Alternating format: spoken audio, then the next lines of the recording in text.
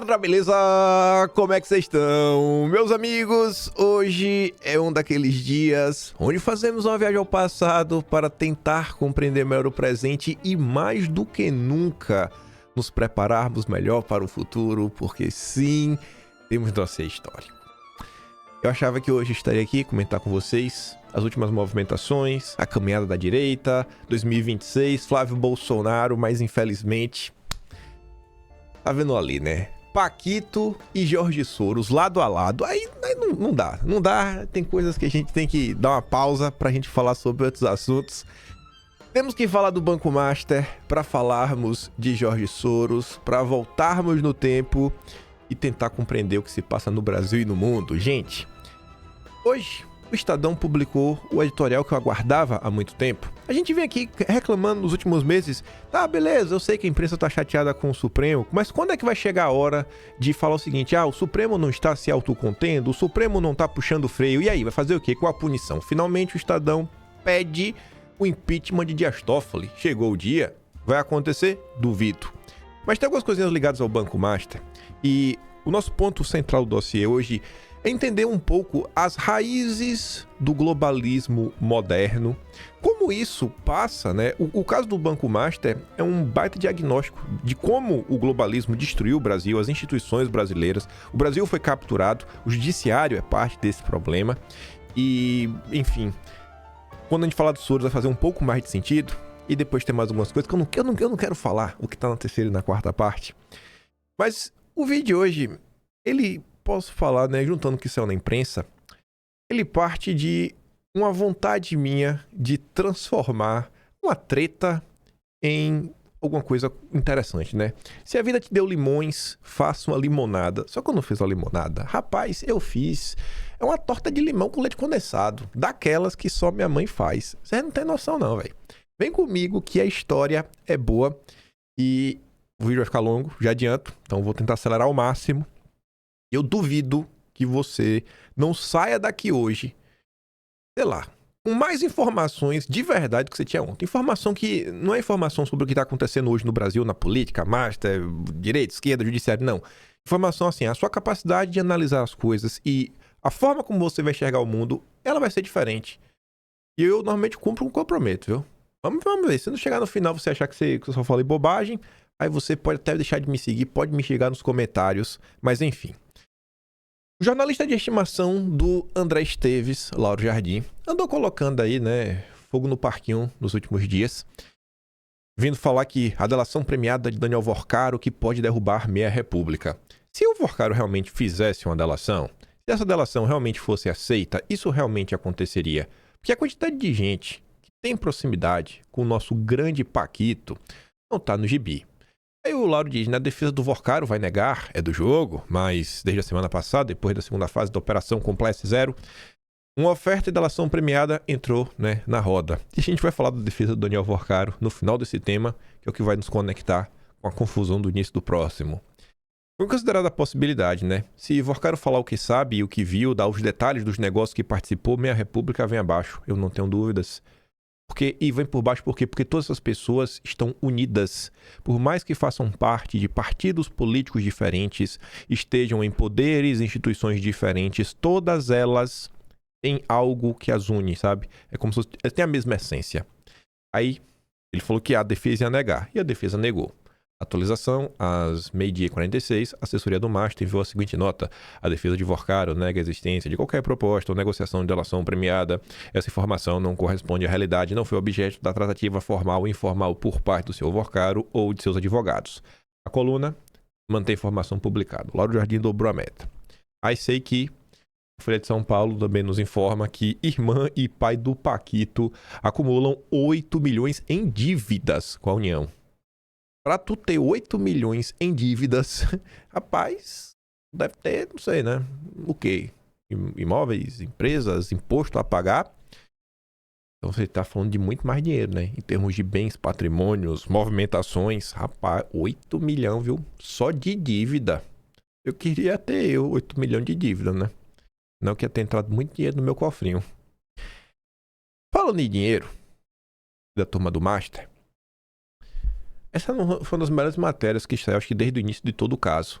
Empresas na teia do Master usam terras da União para fabricar 45 bilhões de reais em créditos de carbono. Golden Green e Global Carbon se valorizam com base em créditos supostamente gerados em terras destinadas a assentamento agrário. Então você vê que dentro desse escândalo maravilhoso do Banco Master, tem um outro escândalo dentro dele de uma agenda globalista. Você vê como o globalismo ele realmente vem e no final do dia tá todo mundo junto. Todo mundo serve ao mesmo Deus, né? Empresas passam a valer bilhões com base em créditos de carbono. Auditorias carimbam, o mercado aceita e o sistema financeiro trata tudo isso como ativo real. E cria dinheiro do nada, com terra que nem deveria ser sua, né? Que era para assentamento agrícola. Mas quantos bancos estão carregando esses créditos no balanço como se fosse valor sólido?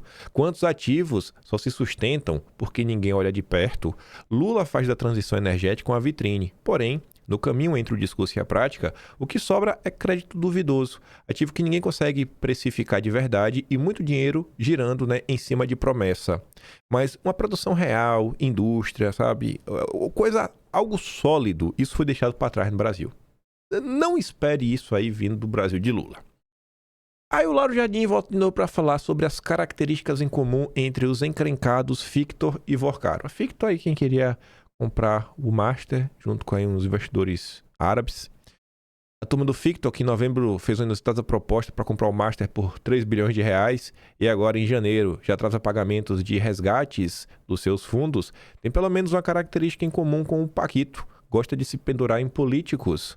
Hugo Mota, por exemplo, é um frequente interlocutor de sócios da Fictor em Brasília. Você vê que realmente, né, o dinheiro manda na política brasileira. Banco Central autorizou o banco para ex-sócio do Master quando já se suspeitava de fraudes com carteiras de crédito. Augusto Lima, o Guga Lima, o que é próximo do PT da Bahia, chegou a ser preso na operação Compliance e suspeitas foram levantadas pela autarquia a partir de associações baianas. A defesa diz que ele não mais participava das decisões do Banco de Vorcaro. O Banco Central não comenta caso Master por estar em sigilo. E o Renato brinca, né? Certamente foi uma decisão 100% técnica do Banco Central. Tem como levar a sério tudo isso que está acontecendo? Isso tudo só não é pior do que o companheiro de Astófoli. Seus textos padrões aí de domingo, a Lígia Maria, aquele...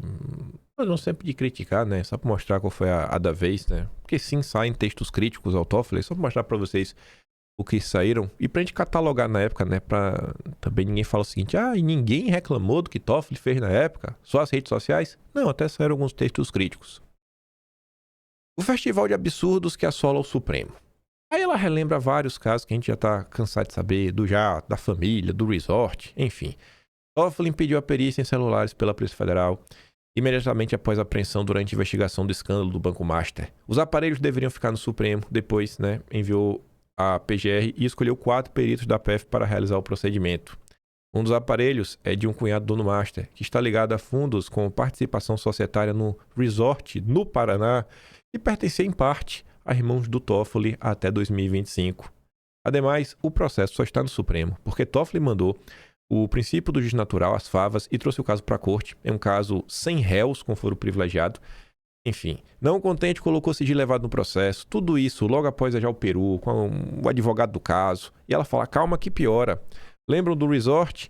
A participação dos irmãos de Toffoli foi comprada por um advogado que atua para a JBS, que faz parte da holding JIF, cuja multa no valor de 10 bilhões de reais, prevista em acordo de leniência, foi suspensa em 2023 por quem? Pelo Toffoli. E tem mais. Na época, a esposa do Toffoli, que é advogada, prestava serviços jurídicos para a JIF em outros casos. Agora, o escritório de advocacia da mulher de Dom Pedro III tem um contrato que até agora ninguém sabe qual é o escopo, para valer tanto. O mesmo Dom Pedro III que, após as notícias sobre o resort, abriu um inquérito de ofício para apurar supostos vazamentos de dados de ministros pela Receita. A mesma arbitrariedade, cujo intuito é blindar membros do Supremo, usada por Toffoli em 2019 na instauração do inquérito das fake news, que vigora sob sigilo até hoje e tem Moraes como relator. Como os outros ministros do Supremo acham que a sociedade deve encarar esse festival de absurdos. Todas essas conexões são mera coincidência? Os fins justificam os abusos de poder? Se assim for, a Corte Constitucional não quer cidadãos, mas cordeiros. Acha que está acima da lei e até da própria República. Não à toa assim funciona o judiciário em regimes autoritários. E temos notícias, né? Parece que a insatisfação no Supremo está aumentando. Mas primeiro, né? Ontem o jornalista de estimação do André Esteves, na Lauro Jardim, estava dizendo: cresce o consenso de que Toffoli tem que deixar a relatoria do caso Master. Realmente, né? Tá feio. E Renato brinca, né? O Dedé está inconformado. Curioso como quando decisões heterodoxas e conflitos de interesse atingiam Bolsonaro e a direita, né? Ele preferia o silêncio. Não via ninguém chateada, né? Não, é porque contra Bolsonaro sempre tinha uma justificativa, é porque era um período de exceção. Então o período pedia, né, por ações mais energéticas. Aí ninguém se pergunta se ninguém ia fazer nada. Bom, talvez. Os deputados da direita que começaram a caminhar, né? Estavam reclamando tanto não faziam nada, eles começaram a caminhar. Eu vi essa piada ontem e falei, vou usar. Eles realmente começaram a caminhar. A PGR só vai analisar pedido de suspeição de Toffoli se for provocada. Então, alguém aí poderia provocar, né? O pior é que eu acho que nem sei se vale a pena, porque Toffoli está realmente protagonizando cada peripécia maravilhosa que talvez tirar Toffoli do caso ajude a realmente terminar tudo em pizza. E talvez com Toffoli aí a coisa possa também terminar em pizza, né? Mas pelo menos ter um pouco aí de emoção e ver a imprensa brigando, expondo aí o que o Supremo está fazendo. Mas enfim, o Estadão disse que o Supremo só vai agir, a PGR só vai agir se for provocada. Até o momento não recebeu nenhuma representação formal e por isso não tem nenhuma discussão se a PGR vai ou não entrar aí com algum pedido de suspeição do Toffoli no caso. Aí hoje, dia 20 de janeiro de 2026, chegou o dia que um dos 3 grandes jornais da imprensa, que é Globo, Folha e Estadão, pedia abertamente o impeachment do Toffoli. Finalmente, antes tarde do que nunca, óbvio. Aquele texto padrão, justificando arbitrariedades contra o bolsonarismo, mas tem umas porradinhas encaixadas com Toffoli. Esse aqui é o primeiro parágrafo, inclusive, muito bom. Título: é preciso constranger Dias Toffoli. Ou seja, já está botando assim um título, dando uma ordem para a sociedade. Temos que expor o Toffoli.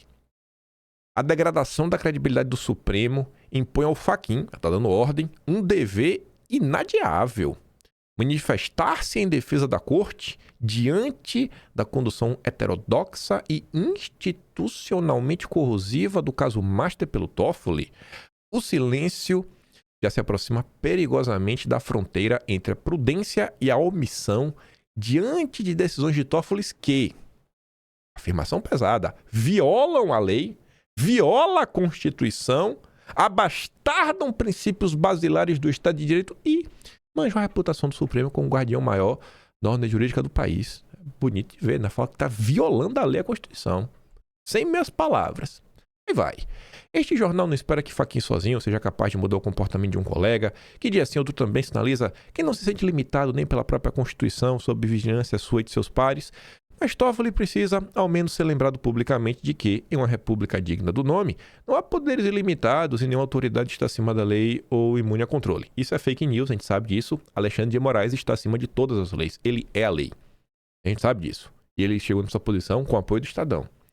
O artigo 102 da Lei Maior delimita muito bem o foro de prerrogativa. Aí vem toda aquela explicação de por que o caso do Banco Master não deveria estar no Supremo. Nem vou ler. Eu tenho muita coisa para falar no vídeo hoje. Estou olhando pro relógio. É preciso voltar à Constituição. O artigo 5º, inciso 37, estabelece que não haverá juízo do Tribunal de Exceção. Adiante, o inciso 53 do mesmo dispositivo dispõe que ninguém será processado nem sentenciado, senão pela autoridade competente. Aí fala mais uma vez que tinha que estar na primeira instância e que não pode, que Toffoli não pode julgar e que Toffoli é um juiz incompetente, atropela o devido processo legal e ainda bastarda o trabalho da PF e do Ministério Público. Aí vem: há razões objetivas para o seu impedimento. Aí o Estadão cita o artigo 252, inciso 4 do Código de Processo Penal, sobre conflito de interesses, quando ele próprio, ou seu cônjuge ou parente for parte do processo. Aí cita o caso do resort. E por conta do resort, o Toffoli não deveria poder ser o relator do caso do Banco Master. Aí agora vem parágrafozinho padrão para poder pedir o impeachment do Toffoli, né? Tem que defender as arbitrariedades, as ilegalidades, inconstitucionalidades contra Bolsonaro. Porque na época valia. Porque assim, fala, pô, peraí, por que agora vocês querem impeachment do Toffoli por estar agindo em termos heterodoxos e não pediram do Alexandre de Moraes? Quando o Supremo foi atacado durante o governo Bolsonaro, reagiu institucionalmente para defender a ordem constitucional. Não, agiu para perseguir. Comparado, entre outros pilares, no regime democrático e na harmonia e independência dos poderes. Não teve harmonia, não teve independência, não teve nada disso. Havia, naquela época, uma ameaça real à democracia que ensejava medidas que, em tempos normais, seriam atípicas, mas naquelas circunstâncias excepcionais eram, ao menos, justificáveis. No caso Master, não há rigorosamente nada que justifique uma heterodoxia que, não raro, desborda para a ilegalidade. Isto sim, a corrosão interna da ordem jurídica pelo próprio Supremo, a partir de decisões de um de seus ministros que afrontam a Constituição e as leis processuais mais comezinhas. Hoje, defender o Supremo significa cobrar a correção de seus próprios desvios. Por ora, cabe a Fachin exercer a liderança de que seu cargo existe. Preservar o Supremo não é proteger seus membros, é proteger a instituição, e se a autocontenção e o constrangimento entre pares falharem, resta o quê? O controle externo previsto na Constituição. E como é que se dá esse controle externo? Chegará a hora, então, do Supremo exercer uma de suas mais elevadas prerrogativas e impor limites a ministros do Supremo que se julgam inalcançáveis pelo escrutínio republicano. Tradução: impeachment do Toffoli. Chegou o dia. Podia falar com todas as letras, né? Mas já é um bom começo. É o que faltava assim. O Supremo tem que se autoconter. E se isso não acontecer? Vai fazer o quê? Pronto, agora já tem uma solução. Se o Supremo não se autoconter, o Senado aí faz o impeachment. Parabéns aí, Estadão. Saiu, né? Não saiu do muro, não. Mas botou um pezinho assim, né? Pra fora do muro. No ar, tá no ar o pezinho. Tá flertando com o bolsonarismo. Caso Master. Vai falar, sim, e o Supremo tá como, né? O ministro do Supremo acha improvável que Toffoli se afaste da investigação do caso. Aí diz que boa parte dos ministros estaria indignada com Toffoli, a forma como ele vem conduzindo. Pesa contra o Toffoli, né? Suspeita aí da família, dos irmãos. Barril, né? Em caráter reservado, 2 integrantes da corte disseram ao Estadão que consideram um pouco provável o Toffoli se afastar por conta própria, né? Eles também negam que haja pressão interna para que Toffoli faça isso. Na avaliação desses ministros, esse movimento vem mais da opinião pública e da política do que de dentro do tribunal.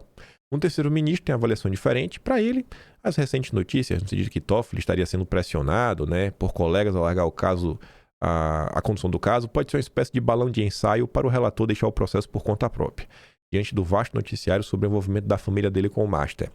Apesar de ministros estarem incomodados, nenhum integrante da corte veio a público até agora para se manifestar sobre a atuação de Toffoli nas investigações. A ordem do tribunal é cautela. Sem declarações sobre o assunto, os ministros acreditam que aumentam a chance de abafar a polêmica.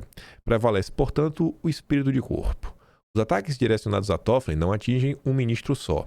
Acabam respingando no Supremo como um todo. O temor é que o caso vire munição para uma nova fase de ataques à corte e os seus integrantes. E falando de ataques à corte e seus integrantes, já foi protocolada uma CPMI, uma CPI na Câmara, uma CPI no Senado. A CPI do Senado ontem atingiu as assinaturas necessárias. A CPMI já tinha as assinaturas necessárias desde 31 de dezembro. E a CPI da Câmara, eu não sei em que pé anda as assinaturas. Então tem uma vontade aí da política de pelo menos coletar assinaturas. Para mim, a chance de uma CPI avançar são 0. Eu duvido que, uma vez lido o requerimento, que eu acho impossível, lembra que o Lauro Jardim, aí por isso que eu coloquei a matéria da Fictor, o Hugo Mota tem proximidade com Fictor e também apontava que tinha com a turma do Hugo Mota tem com o Paquito, né, vídeo Ciro Nogueira. O Hugo Mota não vai abrir. Se abrir, vai trabalhar para ter maioria para tudo ser conforme manda o figurino brasileiro, terminar em pizza.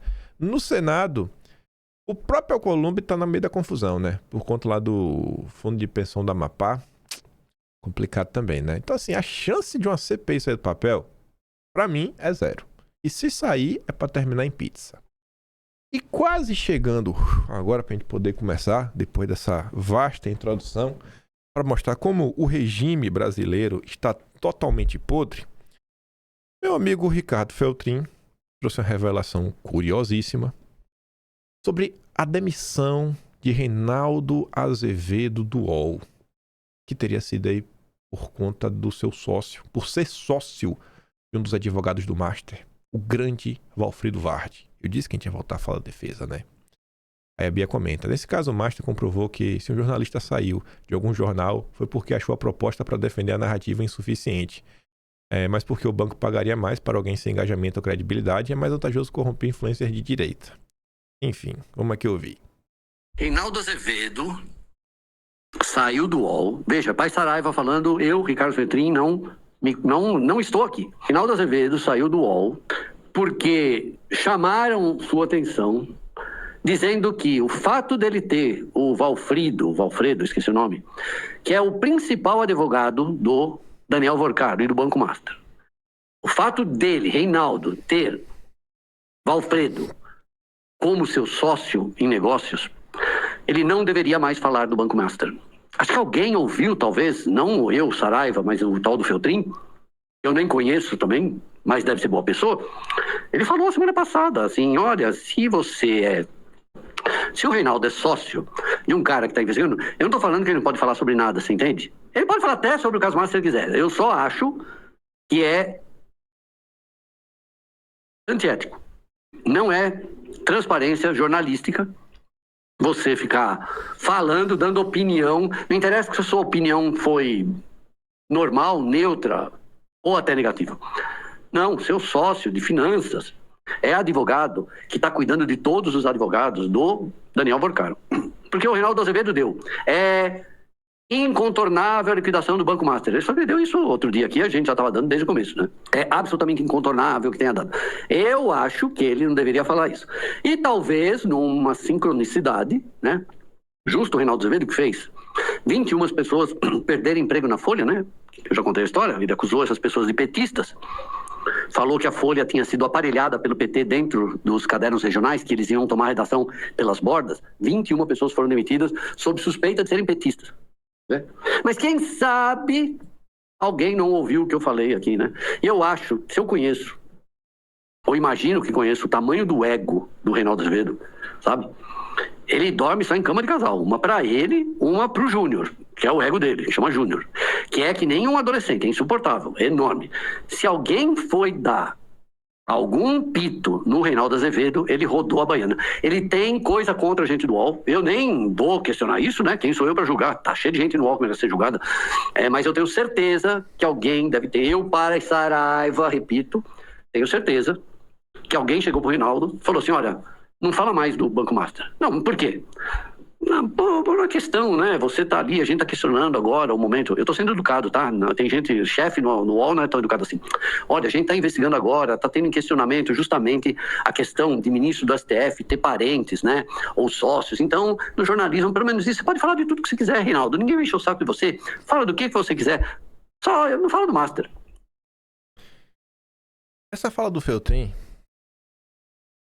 ela se encaixa muito bem, eu quero mostrar aqui pra vocês, mas antes de avançar, eu sou aquela pessoa que sempre prego, né? Gente, a gente tem que ampliar o debate, trazer, né, mais complexidade para ele, mostrar vínculos, conexões.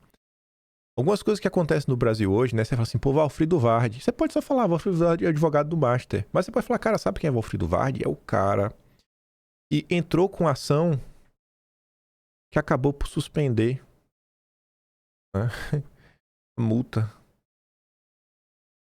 Porque a ação, ela foi entrada... Quer dizer, eu tô na dúvida agora. Deixa eu dar uma pausa aqui, se foi essa. Pois bem, eu digo assim, a gente tem que aprofundar o debate. Pra você ver como tudo se conecta. Fui só chegar a informação pra não falar errado. E eu não só vou falar. Aqui a gente fala e aqui a gente mostra.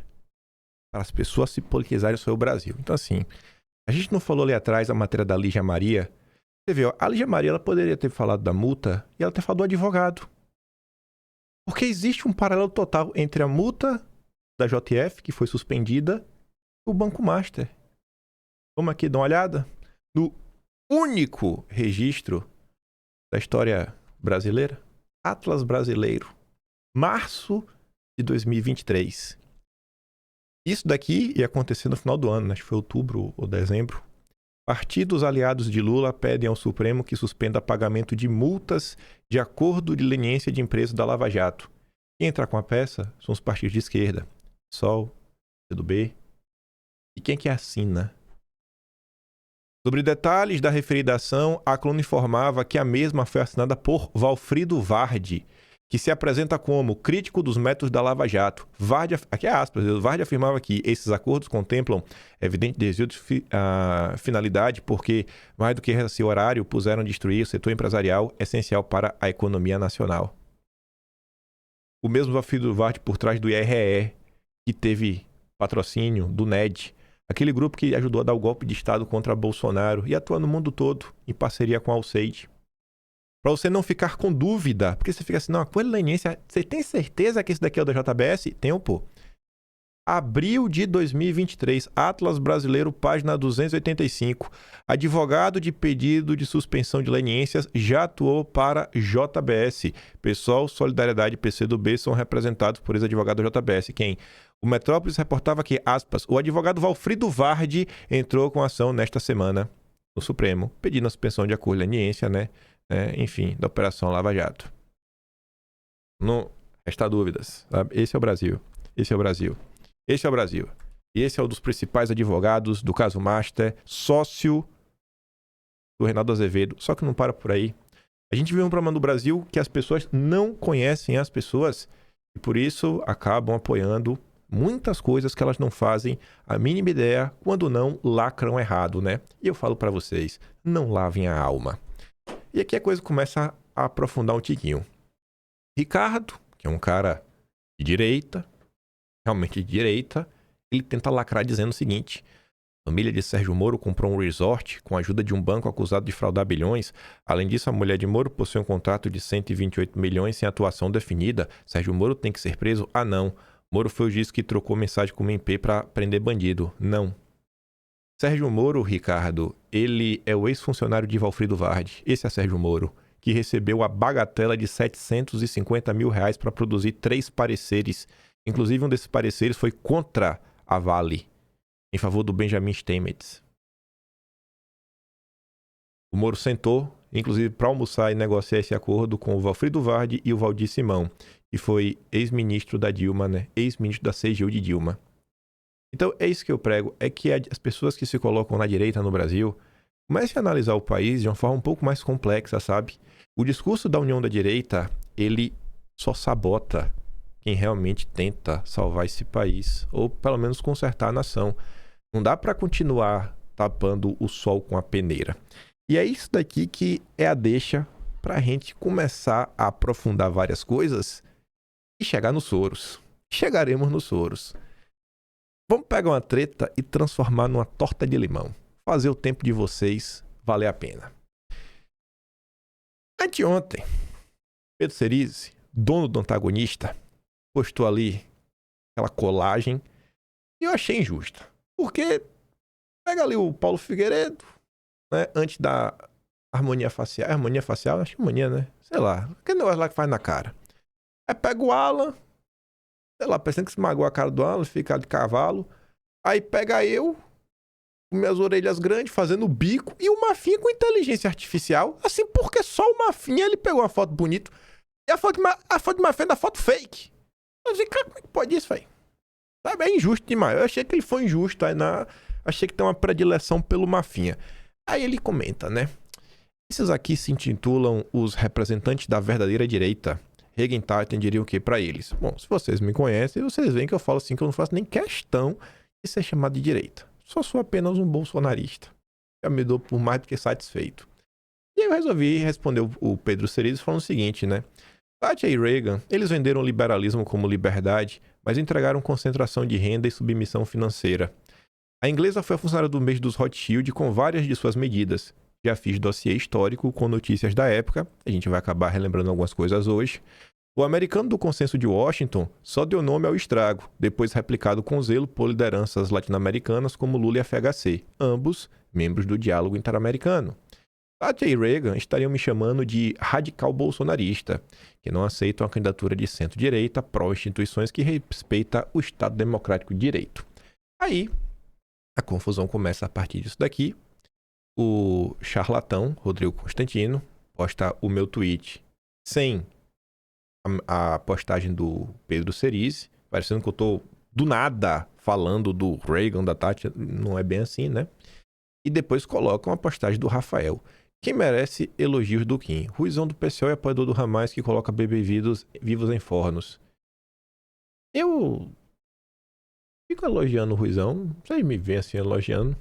Eu acho que no máximo eu normalmente costumo pegar vídeos e falar, ó, até o Ruizão tá mostrando os absurdos que acontecem com o Bolsonaro e contra a direita, né? Você vê que essas pessoas são desonestas e ainda querem usar, sabe, um crime bárbaro contra bebês, tentar colocar alguma peste em mim que eu sou uma espécie de, não sei. E depois coloca Aldo Rebelo, ministro de Lula e Dilma presente no Partido Comunista há mais de 30 anos, tá? E o que é que eu falo sobre Aldo Rebelo? O que eu falo dele? Tem alguma coisa, assim, tem algum grande elogio que eu fiz pra ele? Eu já falei que eu sou grato pra ele por duas coisas. Foi graças ao Aldo Rebelo que eu tomei conhecimento da história dos soldados da borracha. E a outra foi outra história que me trouxe um dossiê que eu vi da boca do Aldo Rebelo.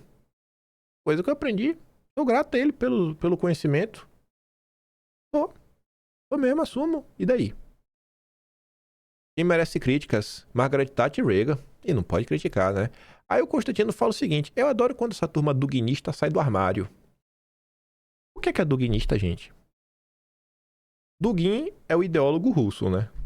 Vocês me veem aqui apoiando a Rússia, fazendo qualquer coisa do gênero. Aí a Tsuki fala o seguinte, né? Para enquadrar alguém na categoria X ou Y, é preciso um fato concreto, uma posição clara, algo verificável, né? Existe. O que me liga ao duguinismo? Porque se não existe, a prática se torna idêntica a daqueles que nos chamavam e ainda chamam de nazi, né? No fim, parece que não são ideias que estão sendo debatidas, mas rótulos que passam a definir pessoas. E o método, curiosamente, serve com a mesma facilidade tanto à esquerda quanto à direita. E aí eu fui lá ver alguns comentários, a maioria dos comentários que o Constantino recebeu é crítico. O Josafá fala, pô, não entendi nada, não era tu que estava com ele, divina bancada no Braddock, fazendo até elogios, o que é que houve? Nunca vi quem fazer qualquer defesa ao duguinismo. O que eu vi foi críticas pertinentes ao liberalismo. Aliás, o liberalismo não pode ser questionado, virou um dogma agora. Aí o caboclo diz, né? Pronto. Se criticar o Reagan e a Thatcher, agora é ser comunista ou duguinista. É sempre a turma que prega união da direita, né? Ele tá lá pregando união da direita, união da direita, união da direita e já tá ali, né? Desumanizando pessoas. O Rubens Herzog fala, criticar alguns deuses liberais parece que te transforma automaticamente em duguinista. É estranho, né? Uma coisa que aprendi com o Olavo foi questionar todo o consenso. Por que essas figuras que a direita liberal tem como deuses não podem ser questionadas? Que idolatria é essa? E aí, dentro dessas postagens, e agora a gente começa a falar do Soros, para dar alguma substância a esse debate, o Joaquim fala o seguinte, tá, mas e aí, o Reagan fez isso que o Kim comentou? Eu tô mentindo, gente, do que eu tô falando do Reagan? Deveria ser esse o ponto, né? O Reagan vendeu liberalismo como liberdade e entregou concentração de renda e submissão?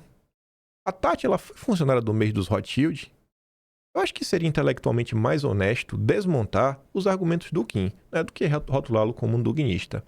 Aí o Elzi fala, até me elogia, falando, né, ele até fez um dossiê, que é um jornalista sério. E o Joaquim José da Silva Carvalho, ele coloca a notícia curiosa e leva diretamente para o site oficial da Open Society Foundation do Soros. Ele fala o seguinte, veja este relato. Não é possível que essas movimentações que acabaram com a União Soviética tenham sido coincidências. E em que contexto ele colocou isso? Essa postagem do Joaquim tiveram algumas pessoas falando, mas como você vai questionar o Reagan e a Thatcher? Eles foram peças centrais na queda da União Soviética. Eles derrubaram a União Soviética. Eles dois com o Papa João Paulo II. Foram 3 pessoas.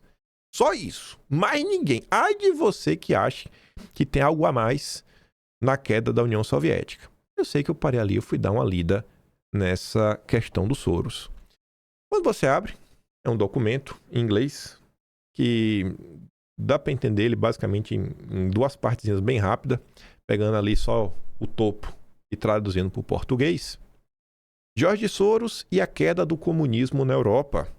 Soros, presidente e fundador do Open Society, estabeleceu sua reputação global como filantropo em meio à transformação dramática da Europa Oriental e Central que se seguiu à queda do Muro de Berlim em novembro de 89. Olha só, derrubar o Muro de Berlim, né, acabar com a União Soviética, foi a chave para o George Soros se limpar de toda a sua imagem queimada de um grande especulador que atuou ativamente contra a Bolsa da Inglaterra, provocou crise na Ásia. Agora é um filantropo. Soros desempenhou um papel único no drama da época, usando sua fortuna tanto para aliviar a dor da ruptura econômica que veio com o colapso do antigo sistema comunista, quanto para lançar as bases para uma visão inclusiva de democracia que perdura em toda a região até hoje. Democracia estranha essa democracia do Soros, né? Mas vamos dar uma olhada. Aí depois tem ali uma linha do tempo das principais coisas que o Soros teria feito para ajudar a derrotar a União Soviética. E obviamente não foi só o Soros. Ali, né? George Soros e a queda do comunismo na Europa. Em 1980, com a Europa Oriental e Central firmemente sob controle soviético, Soros começou a conceder bolsas de estudo para um pequeno grupo de dissidentes que ousavam desafiar o sistema, permitindo que viajassem para estudar nos Estados Unidos. Ele também começou a financiar grupos dissidentes como a Carta 77 na Tchecoslováquia, o Sindicato Solidariedade na Polônia e os irmãos Sakharov e seus aliados na União Soviética. A gente estava comentando, inclusive ontem, ou foi anteontem, que o Olavo tem uma tese que o Alan dos Santos já expôs em vídeo, desenhando num quadro, que você teria 3 blocos querendo o controle global. O bloco globalista, o do Soros, o bloco russo-chinês, aí, que o Olavo chamava na época de eurasiano, e o califado muçulmano.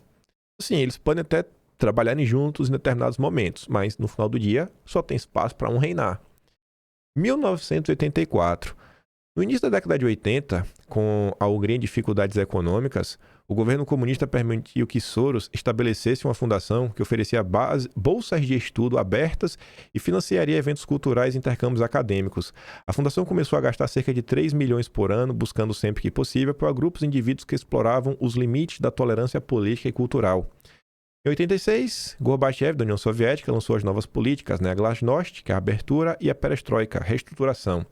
Foi um processo basicamente de troca, né, dos comandos das grandes instituições, sei lá, empresas estatais russas, né?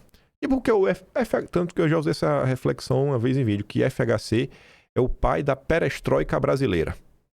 Não tem um Brasil onde depois de FHC, que ele sai vendendo tudo, sai modificando, é o funcionamento dessas agências reguladoras que trabalham em parceria para manter o Brasil nas mãos de pessoas como Daniel Vorcaro? Pronto.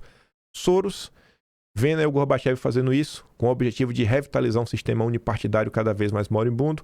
Naquele mesmo ano, Soros foi autorizado a abrir uma fundação privada na Polônia, seguida em 87 com o relaxamento das restrições por um escritório em Moscou. Gorbachev, inclusive, ele cresceu muito na luta em prol da Agenda Verde. Ele criou a Green Cross, tipo assim, não tem a cruz vermelha, a dele era a cruz verde. Vocês estudarem, pesquisem depois, é interessante. O papel do Gorbachev no avanço da Agenda Verde, da Agenda ESG. Em 1989, a queda do Muro de Berlim em novembro, foi o ápice de um colapso gradual do controle comunista que começou com a remoção pela Hungria da cerca elétrica de 240 quilômetros em sua fronteira com a Áustria. A liberdade de viajar significou o fim das economias e políticas controladas pelo Bloco Oriental. Soros agora podia abrir mais de 20 fundações nacionais em toda a região, no que ele chamou de período explosivo de crescimento, apoiado financeiramente pelo enorme sucesso de seu fundo de hedge, criando o núcleo do que se tornou hoje a Open Society Foundations. Tem mais informações sobre isso, é um vídeo, eu mando, porque está em inglês, eu podia ir lendo e falando para vocês, só que o Soros fala tão devagar, eu prefiro mandar. Esse vídeo eu vou mandar lá no Telegram, quem posta esse vídeo aqui, inclusive, é um perfil de esquerda, se pensar a história. O bilionário Soros, patrono da Open Society, se gaba de sua participação na dissolução da União Soviética e dos levantes anticomunistas dos anos 80, que resultaram na queda do Bloco Socialista, e admite ter a intenção de repetir o processo na Rússia. Obviamente, pensar a história não quer que isso aconteça na Rússia, né? O Soros não é um comunista, mas o Soros, obviamente, é um cara de esquerda. Ele é o famoso liberal progressista. Ele é tipo a Tabata Amaral. Em 2022, no episódio 858, que era um dossiê, a gente falava sobre desestabilização.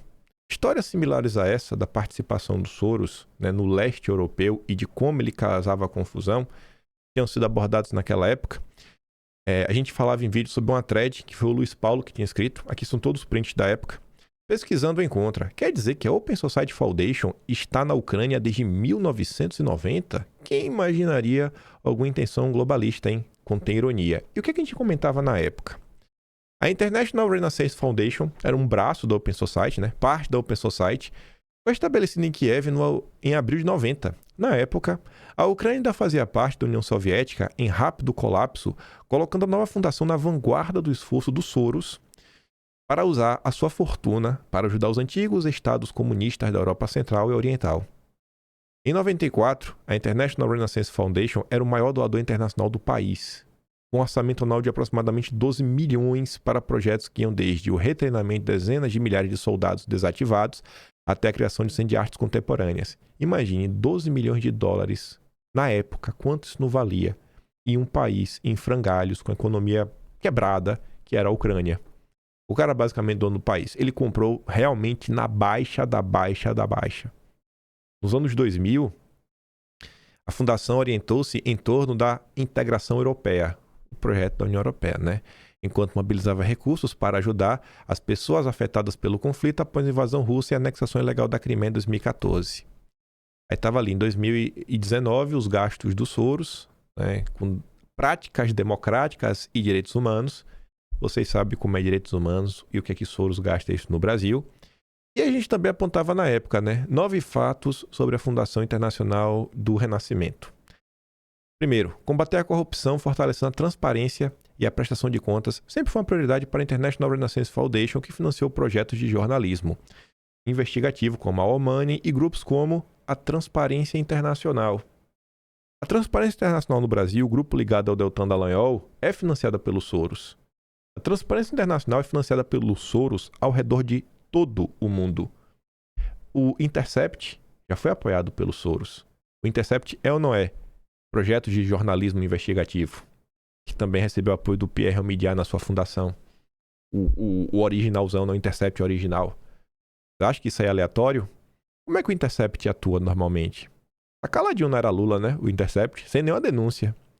A fundação e seus beneficiários foram apoiadores ativos da criação do Escritório Nacional Anticorrupção da Ucrânia em 2014 e ajudaram os legisladores a desenvolver uma nova lei anticorrupção. Já imaginou como é a lei do Soros? Será que tem alguma brecha? A fundação e seus parceiros têm apoiado ativamente o trabalho do Tribunal Penal Internacional na Ucrânia. E esse episódio a gente mostrava como o Moro queria trazer para o Brasil a ideia de um Tribunal Penal Internacional Anticorrupção. A International Renaissance Foundation apoia o desenvolvimento de meios de comunicação independentes. Né? Imagina o que é a mídia independente lá. A fundação apoia a criação do Stop Fake, uma iniciativa liderada por 2 professores universitários dedicados a expor mentiras e mitos sobre a Ucrânia. A Fundação do Soros, né, também, enfim, apoiou a modernização do sistema educacional. O que Lema faz no Brasil, mudando o currículo das escolas, que acho que vocês estão muito satisfeitos, né, com o que os filhos de vocês andam aprendendo, o Soros fez isso lá atrás, ajudando a transformar a forma como esses assuntos eram concebidos e ensinados, né? Imagine. E aí eu tô comentando tudo isso por quê? Do Soros. A gente vai voltando à postagem do Constantino. As pessoas não fazem ideia quem é Valfrido Vardi. As pessoas não conseguem juntar o Valfrido Vardi agora, da defesa do Vorcaro com Sérgio Moro, nem com a suspensão das multas de 10 bilhões de reais da JF e os partidos de esquerda. O Valfrido Vardi também é amigo pessoal de Guilherme Boulos. Eu abri o Atlas, eu acho que de janeiro de 2024, Agentes Ford vai ter alguns comentários sobre isso, que eu tô falando do Boulos. Tô quase certeza, mas não vou abrir não. Aí você vê, né? Agora o homem e a mulher que mais lutaram contra o comunismo e ajudaram na queda do Muro de Berlim não são de direita, meu Deus. Quem será a próxima de vítima? Olavo de Carvalho? Aí vem a Cláudio Wilde, que bizarro. Vocês entendem o que é a direita no Brasil? Em algum momento eu falo que Thatcher e Reagan não são de direita? Eu sou a pessoa que diz que até o MBL é de direita, que Nando Moura é de direita e que defendo que existem vários grupos diferentes que são de direita. Eu só não quero estar nesse bloco que eles estão. Eu nem quero ser de direita. Eu quero ser bolsonarista. Assim, a desonestidade e o emburrecimento já tomou conta da direita. Sabe? Essa senhora Claudio até me segue há anos. Há mais de 10 anos aí no debate público, sabe? Eu acho bizarro ver esse tipo de comentário. Isso mostra, gente, o quanto a direita brasileira é burra. Não, assim, sei lá, carece de conhecimento, de reflexão, mas burrice é burrice. Não vamos também ficar assim por causa de palavra que machuca. Ninguém é woke, né? E você vê o cara ainda fica assim, ó, qual será a próxima vítima? Olavo de Carvalho? Vocês que acompanham a maior parte dos canais, vocês já viram alguém nos últimos, sei lá, 3, 4 anos se dar o trabalho de tentar resgatar alguma coisa de Olavo de Carvalho que não sejam ataques a Bolsonaro? Porque acho que, tirando eu não lembro de ninguém trazendo textos e mais textos de Olavo de Carvalho, postagens antigas de Olavo de Carvalho, vídeos antigos de Olavo de Carvalho, falando sobre economia, globalismo, livre mercado, liberalismo, Partido Novo, PSDB, Lula, falando sobre os militares. Agora, a última vez que falou de Olavo agora foi agora, no caso do Roquete, que prendeu o Felipe Martins. Eu pegava lá a thread do Olavo de Carvalho falando do Roquete, de algumas confusões que rolaram no MEC. Então, vocês entendem a cena de desonestidade que já tomou parte da direita? Só que tem coisa mais curiosa pra gente falar. Voltando naquele questionamento ali do Joaquim, né? Se o Constantino não quer refutar os meus argumentos sobre o Reagan e a Thatcher, eu vou me dar o trabalho de explicar para vocês por que eu falei que o Reagan e a Thatcher venderam liberalismo como liberdade, mas entregaram concentração de renda e submissão financeira. Falar sobre essa história aí da Thatcher com os Rothschild, dentre tantas outras coisas, né? Vamos nos dar esse trabalho, que vai valer a pena. Pegando meu parceiro de todas as horas, ChatGPT, pedi, né, ele me explicar de uma forma que bolsonaristas fossem entender. E ele coloca isso em uma linguagem bem bacana. A gente vai falar disso, a gente vai falar sobre Bolsonaro, falaremos de Bolsonaro, falaremos sobre o Enéas. E aí, Bolsonaro? Bolsonaro tá mais próximo do Enéas ou do Reagan e da Thatcher? Em termos concretos. E o Trump? Como é que entra nessa história? E a direita brasileira? E Flávio Bolsonaro? E o futuro do Brasil? Mas vamos lá. Eu falava o seguinte, companheiro GPT, você podia escrever uma explicação para um bolsonarista entender que Reagan é uma espécie de PSDB novo e que ele não é admirado por Trump, pelos principais ideólogos, jornalistas, influenciadores e comunicadores do trumpismo. Não é que ele seja tratado como inimigo, mas ele não é exemplo de nada, no máximo, né, do discurso patriótico, já que no restante, o Reagan foi um dos principais responsáveis pela desindustrialização americana, fortalecimento do deep state financeiro de Wall Street, que seria a Faria Lima, né? Eu botei barra globalista, e também pela sua relação com Paul Volcker e os Rockefeller. E aí o ChatGPT fala, né? Para entender por que Reagan não é referência para o trumpismo, é preciso separar retórica patriótica e resultado político real. O Reagan falava bonito, exaltava os Estados Unidos, usava símbolos nacionais e tinha um discurso firme contra o comunismo. Isso agrada os conservadores até hoje, inclusive os bolsonaristas. Mas o problema do Reagan não está no discurso, e sim no projeto econômico e institucional que ele consolidou, as suas ações práticas. Falar todo mundo fala. E fez o quê?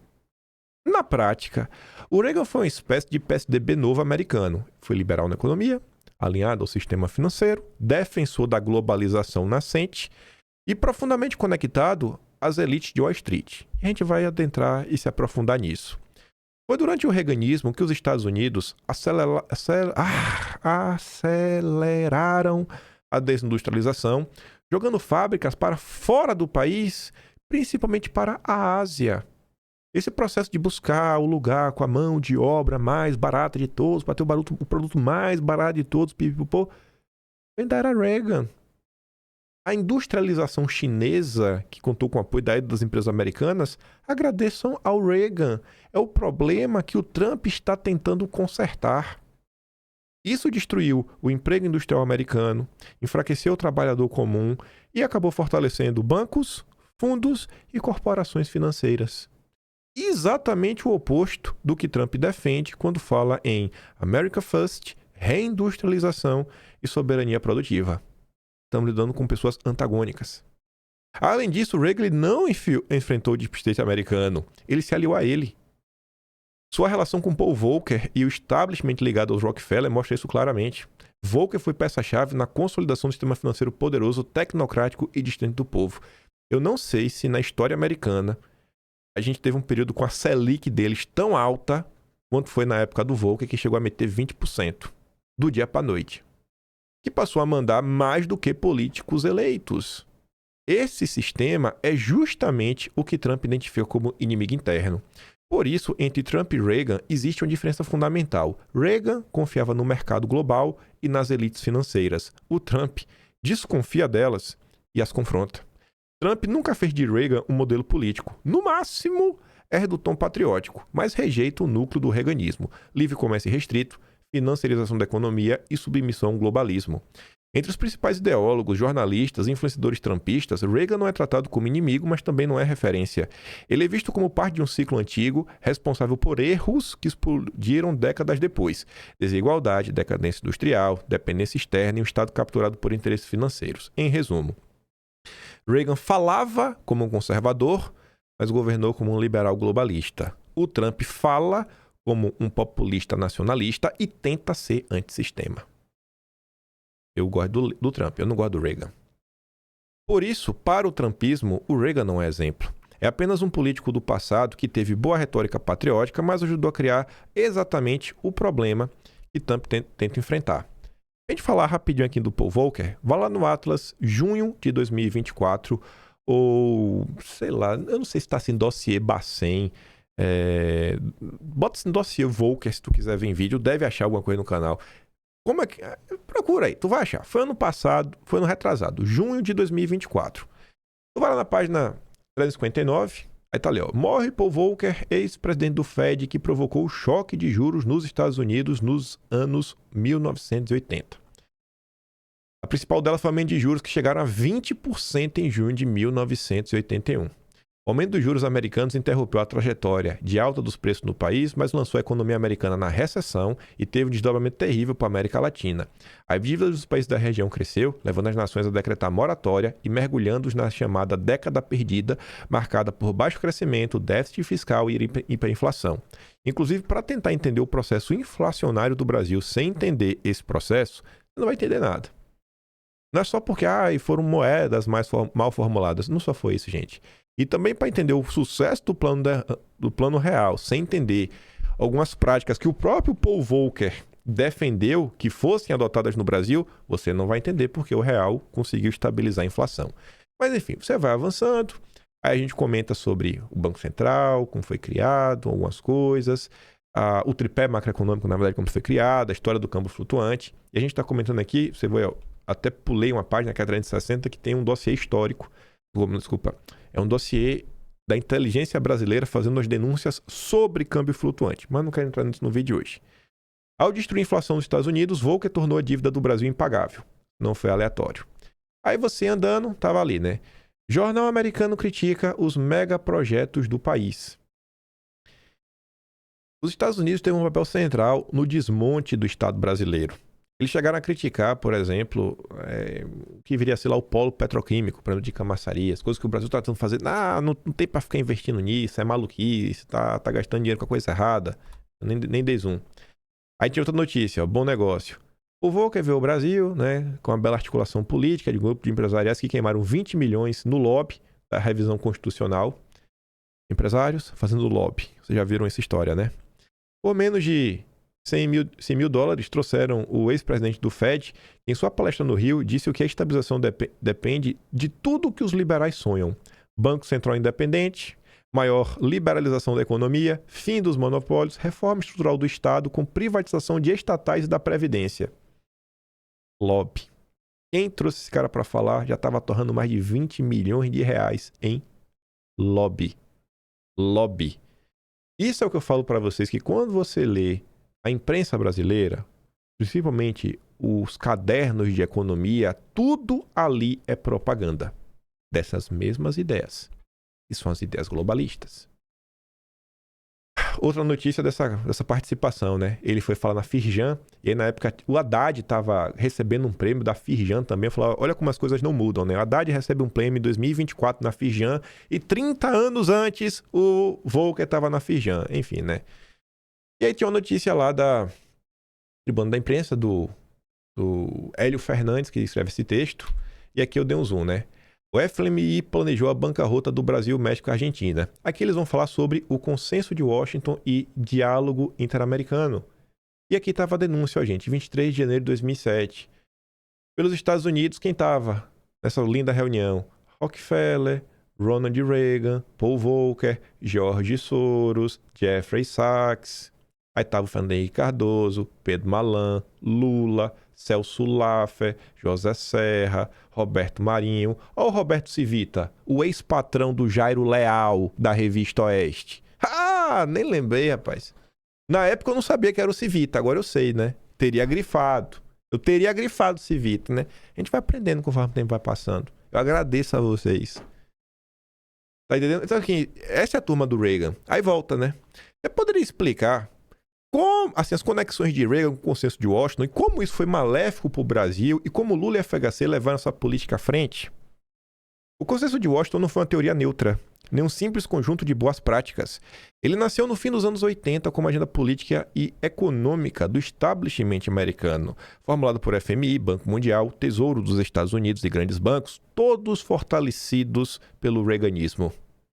Reagan não assinou o consenso de Washington, mas ele foi o presidente que criou o ambiente político e institucional para ele existir. Foi sobre Reagan que se consolidaram a financiarização da economia, a ideia que o Estado deve servir ao mercado financeiro, a abertura comercial irrestrita e a submissão de países periféricos às regras do capitalismo internacional. E o consenso definia coisas como privatização em massa, abertura total ao capital estrangeiro, desregulamentação financeira, a destruição de políticas industriais nacionais e dependência de crédito externo. Para países como os Estados Unidos, isso significou enriquecer Wall Street, Faria Lima, os globalistas. Para países como o Brasil, isso significou a perda de soberania.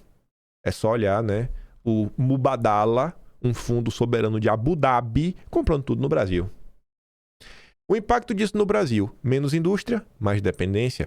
Quando o Brasil passou a aplicar essa agenda, o resultado foi previsível. Enfraquecimento da indústria nacional, venda de ativos estratégicos, aumento da dependência de commodities, submissão ao sistema financeiro internacional, perda de capacidade de planejamento de longo prazo. O Brasil deixou de pensar como nação e passou a pensar como filial de um sistema global. Tu quer ver alguma coisa?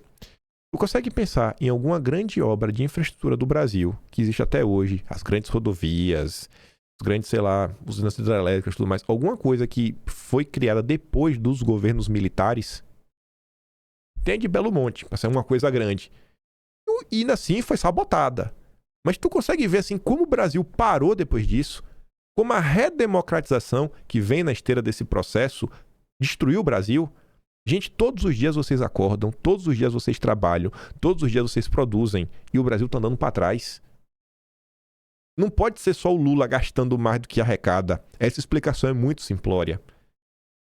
É uma política maléfica no final do dia, sabe? A política como um todo, como as coisas estão sendo colocadas, as prioridades, as alocações, o que pode e o que não pode ser feito, os freios que colocam, por exemplo, da agenda verde, que não pode construir nada, isso não é aleatório. É um empobrecimento planejado. E aqui entra o ponto que muita gente não gosta de admitir. Isso não foi culpa só do PSDB, mas também do PT. E ontem a gente estava comentando que Lula fez mais concessões do que todos os presidentes, mais que Bolsonaro, mais que FHC.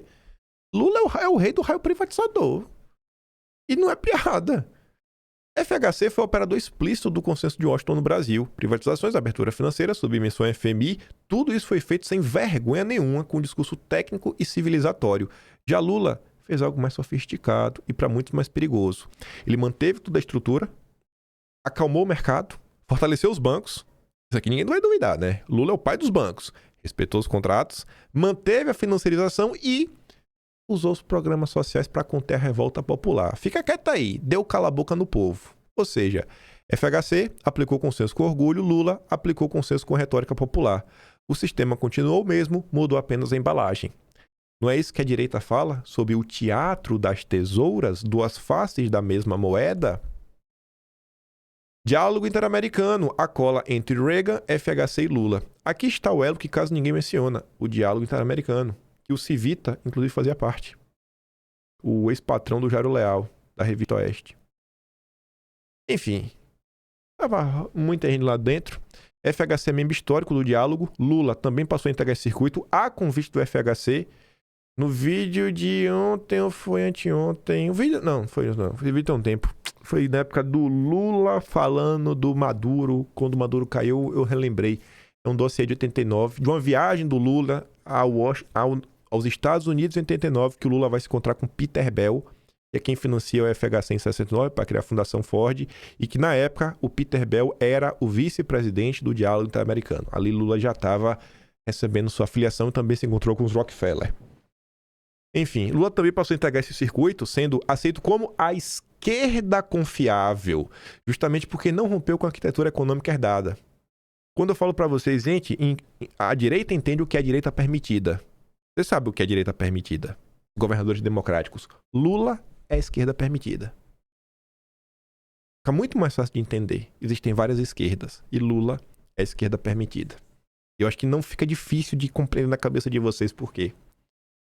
O diálogo interamericano, ele não existe para defender o povo latino-americano. Ele existe para garantir previsibilidade ao capital internacional, impedir projetos nacional-desenvolvimentistas, domesticar tanto a direita quanto a esquerda. É o mesmo espírito do consenso de Washington, só que atualizado. E por que isso importa para bolsonaristas e trumpistas? Porque o trumpismo e o bolsonarismo, eles surgem exatamente como reação a esse modelo. Surge para quê? Para ser a força antissistema. Eles rejeitam a desindustrialização. Eu rejeito. Rejeita o domínio do sistema financeiro. Eu não aceito que esse país seja dominado por Daniel Vorcaro, por André Esteves, pela família Setúbal do Itaú, pela família Moreira Salles do Itaú Unibanco. O discurso técnico que esconde interesses. O meu chat GPT tá bem treinado, não é pra nada não. Parece até eu falando. A elite global que decide tudo de longe do povo, né? A elite burocrática não eleita. Por isso, Reagan não é referência para Trump, FHC é inimigo declarado e Lula é visto como parte do mesmo sistema, mesmo fingindo oposição. Resumindo de forma bem clara, Reagan ajudou a criar um mundo do consenso de Washington, o consenso destruiu a soberania econômica do Brasil, FHC aplicou essa agenda sem disfarce, Lula manteve a mesma estrutura com o discurso social, ambos circularam e circulam no diálogo interamericano que serve aos mesmos interesses. Direita globalista e esquerda domesticada são duas faces do mesmo sistema. O trumpismo e parte do bolsonarismo nasce como reação a isso. Aí eu falo, e a Margaret Thatcher? É quem também vota para mostrar o ponto dos Rothschild, né? Diferente do Constantino, temos argumentos e notícias. Qualquer um pode ler por si mesmo. E a Tati, hein? Também precisa de uma explicação dando destaque para suas ações econômicas que caíram como uma luva para os banqueiros Rothschild, em especial nos processos de privatização, e a postura dela nas pautas de costumes, como a questão do aborto. Tati costuma ser vendida como uma ícone do conservadorismo. De fato, ela tinha uma postura firme, linguagem dura, enfrentava sindicatos, defendia a autoridade do Estado. Isso cria identificação imediata com conservadores. Mas, porém, entretanto, todavia, assim como Reagan, o problema não está no discurso, está no modelo econômico que ela implementou. Na prática, Thatcher foi uma das principais responsáveis pela transformação do Reino Unido numa economia financeirizada, centrada na City de Londres e desconectada da indústria nacional. City de Londres é o nome da Faria Lima da Inglaterra. Nos Estados Unidos é Wall Street, em Londres é a City de Londres e no Brasil é a Faria Lima. Aí você entende e é o mesmo funcionamento. Privatizações, um prato cheio para os grandes bancos. O grande marco do thatcherismo foi o de privatizações, energia, telecomunicações, siderurgia, transportes e setores estratégicos do Estado britânico. Essas privatizações foram vendidas como eficiência e modernização, o mesmo papo aplicado no Brasil, mas na prática beneficiaram grandes bancos, fundos e dinastias financeiras tradicionais. E por que beneficiou esse pessoal? Pelo motivo que eu falo para vocês. Vocês estão diante de coisas que, ao serem vendidas, Os valores para adquirir são altíssimos, são gigantescos. Só quem é extremamente rico tem condições de comprar essas coisas. E normalmente os super ultra ricos são pessoas que vocês odeiam. É André Esteves, é a família Setúbal, é Moreira Salles, é Daniel Dantas, é a BlackRock, é a Vanguard. Enfim, quem acabou comprando foram quem tinha capital, informação e acesso político para comprar ativos estratégicos a preços favoráveis. Eu deixei o melhor exemplo por final. Joesley Batista da JBS. A privatização da Eletrobras, a mais recente das grandes estatais brasileiras. A gente viu agora em 2024, em junho, os irmãos Batistas comprando as termoelétricas no Amazonas. O que é que o Lula fez? Colocou ainda MP para tu pagar a conta. E a justificativa da Eletrobras para vender foi que isso fazia parte do programa de descarbonização da Eletrobras para atingir o Net Zero. Pega no Atlas de junho de 2024 que vocês vão achar isso. Inclusive, é o mesmo Atlas que está o Paul Volcker. Vocês estão entendendo, gente? Isso é na prática. A teoria é linda e maravilhosa. Eu vivo na realidade. Você pode viver na teoria ou você pode viver na realidade. A escolha é sua. O mundo real ele é muito mais triste do que o mundo de ilusões. Enfim, é nesse contexto que entram nas famílias bancárias históricas, como os Rothschild, não como teoria conspiratória, mas como atores naturais de um sistema financeiro que a Thatcher fortaleceu. A City de Londres, já dominada por bancos globais, tornou-se ainda mais poderosa, enquanto a base industrial britânica foi desmontada. O resultado: menos fábricas, mais especulação financeira, dependência de serviços financeiros, enfraquecimento da classe trabalhadora produtiva. Isso é o mesmo modelo que depois foi exportado para o mundo via globalização. No mês de julho de 2024, que inclusive está registrado lá no Atlas, a partir da página 366, os Rothschilds. Começamos falando do Macron. Eu não sabia que o Macron tinha sido funcionário do Banco Rothschild. Você sabia? Eu não sabia. Eu vim saber na época. Eu tenho que aprender uma coisa nova todo dia para poder contar para você, né? Para fingir que eu tô aprendendo, né? Enfim, aí a gente ia passando.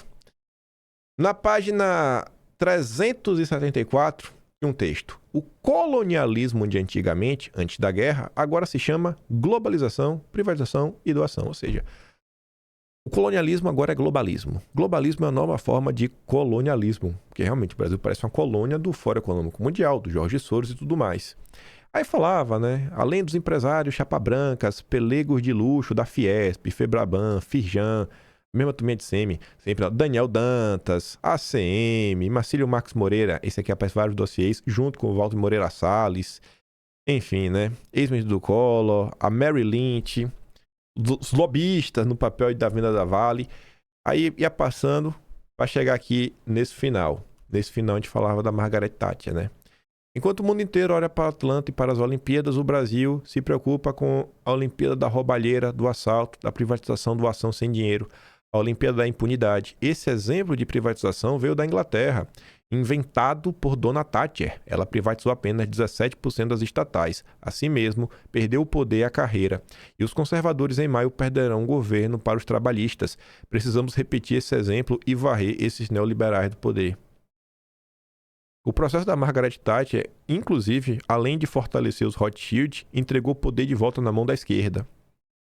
Aí escrevia no Atlas. A matéria se encerrava com a informação que se deveria provocar a introspecção de todo brasileiro conservador que idealiza Margaret Thatcher. Hélio Fernandes argumentava que ela foi uma figura central na implementação da agenda de privatização na Inglaterra, uma estratégia neoliberal que culminou na derrota do Partido Conservador para os trabalhistas. Aí na página seguinte, 376, tem essas duas notícias aqui que envolvem também a Margaret Thatcher. Jornal do Comércio, 4 de dezembro de 1986. A mais recente instituição privatizada pelo governo conservador da Thatcher, né, procura doações da British Gas, encerrando foi a British Gas Corp. O banqueiro Nathan Meyer Rothschild fizeram um apelo às grandes instituições para que garantissem o êxito do projeto de privatização do governo. Olha quem estava trabalhando para o projeto de privatização da Thatcher avançar, o Rothschild. Ele fez um apelo. Né? André Esteves faz um apelo a Faria Lima para ajudar o processo de privatização do Tarcísio. É tipo isso. Eu tenho que gostar da Margaret Thatcher, sabe? A queridinha dos Rothschild. O governo conservador da Thatcher estava empenhado na privatização de sua mais grandiosa empresa pública de gás, a British Gas Corp, né? No palco deste empreendimento surgiu o banqueiro Rothschild, convocando as grandes instituições para garantir o sucesso da privatização. Esta revelação nos leva a questionar: pode realmente Margaret Thatcher ser enaltecida como uma das grandes líderes da direita? Aqui foi o que eu escrevi na época. E realmente fui eu, esse capítulo foi o que eu escrevi no Atlas. A notícia é a seguinte: Inglaterra começa a vender a BP. Hoje é uma das maiores petroleiras do mundo, né? Eles só querem comprar empresas que dão lucro. Os preparativos para a maior privatização já tentada pelo governo foram lançados ontem com a abertura do Escritório de Informação sobre Ações da British Petroleum. A venda dos títulos está programada para fins de outubro. Mais uma vez, né? A Anthony Alt, diretor da Nathan Meyer Rothschild, a empresa que assessora o governo na emissão de ações. Lembra de um vídeo que eu mostrei esses dias do André Esteves falando que o BTG foi o principal banco que participou dos projetos de concessão e privatização do governo Bolsonaro e que ninguém reclamou? André Esteves ganhou muito dinheiro com processos Rothschild também. Margaret Thatcher ajudou a enriquecer os Rothschild, que anos depois foram os Rothschild que ajudaram a precificar com preço lá embaixo a Vale do Rio Doce para ser vendida. E eu acho que está nesse dossiê também. Eu tenho gostado da Margaret Thatcher, a funcionária do meio dos Rothschild. E se eu não gosto, eu sou duguinista. Vocês entendem como o debate brasileiro ele é raso e que isso não vai nos levar a lugar nenhum no final do dia? Muito mais importante, aí fica assim, não, porque tem que criticar o Lula. Ah, beleza, velho. Eu tô criticando aqui o Lula porque o Lula apoia todo esse processo. O Lula é parte desse grupo, dessa gangue. Isso aqui é uma gangue. O Lula faz parte disso daí. Lá no Consenso de Washington. É um globalista. Acabou de falar dele que ele fez para ajudar a JBS. Não tá criticando o Lula, mas sim, qual a direita que a gente vai criar? A gente vai criar o quê? Uma direita que vai continuar fortalecendo o globalismo para se proteger do Lula? Vocês não estão percebendo que o Lula é uma cortina de fumaça? O Lula é uma marionete que para a direita se livrar do Lula, a direita tem que seguir a agenda dos chefes do Lula. Então, os chefes do Lula vencem ou vencem? Porque se o Lula se reeleger, eles vencem. E se a direita vencer, os chefes do Lula vencem porque vão usar o Lula para a direita seguir avançando com a mesma agenda. Quando a gente vai conseguir romper esse ciclo? Mas vamos avançar que a gente tem que falar de Bolsonaro ainda. Temos que falar do Jair do Enéas. Em 21 de agosto de 87, o Jornal do Comércio trouxe à tona uma nova dimensão da privatização sob o governo Thatcher, né? A iminente privatização da BP. O Banco Rothschild, mais uma vez, assumiu o papel de destaque assessorando a administração na emissão das ações. Este panorama revela um padrão. Tanto no Brasil quanto em outras nações, a privatização tem sido impulsionada por grupos globalistas que se concentram em setores fundamentais para o funcionamento dos estados. Eles querem comprar ações hidrelétricas que já estão construídas. André Esteves e Joesley Batista, eles não querem construir uma hidrelétrica, eles querem comprar as que estão prontas. André Esteves e Joesley Batista, eles não querem construir uma rodovia do nada. Eles querem pegar um que já está pronta e colocar praça de pedágio para você pagar. E fica, vamos vender para André Esteves, vamos vender para o Joesley Batista, vamos vender para o Daniel Dantas, para o Nelson Tanuri. Todos os nomes são esses. E a única coisa que o brasileiro tem para fingir que esse processo de privatização foi bom foi a privatização das telecomunicações. Como se o mundo não tivesse evoluído, né? A telefonia deu certo porque privatizou, não é porque o mundo evoluiu, porque tem celular, porque tem 5G, porque tem isso, aquilo, outro, né? Tá bom. Thatcher e a financiarização do Ocidente. Assim como Reagan, Thatcher fez a mesma bosta. Esse modelo enriqueceu bancos, empobreceu a soberania nacional. Hoje o Reino Unido paga o preço disso. A economia é frágil, dependente da City, né, da Faria Lima deles, e com dificuldades industriais sérias. Ficou na mão da Rússia, inclusive. Por isso, trampistas não veem Thatcher como referência, apesar do discurso duro dela. Ela ajudou a criar o mesmo sistema que Trump tentou enfrentar décadas depois. Falta de costumes, longe do conservadorismo cristão. Outro ponto pouco falado entre conservadores é que Margaret Thatcher ela não era conservadora nos costumes no sentido clássico. Ela não liderou nenhuma cruzada contra o aborto. Já era legal desde 67 no Reino Unido. Ela não fez nada para tentar reverter. E tem gente que fala que, inclusive, ela era favorável. Seu conservadorismo era mais institucional e econômico do que moral ou cristão, ou seja, ela não governou com base em valores morais tradicionais, ela governou com base em ordem, mercado e poder do Estado aliado ao capital.